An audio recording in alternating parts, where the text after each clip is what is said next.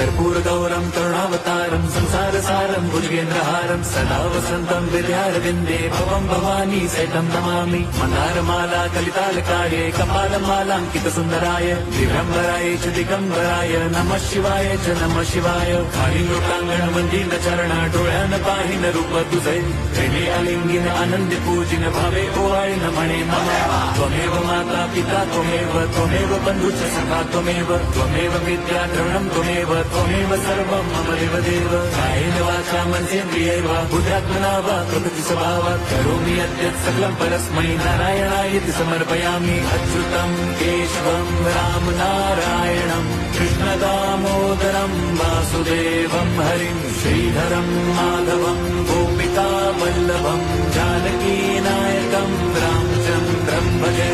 Hare Ram Ram Ram Hare Hare, Hare Krishna Hare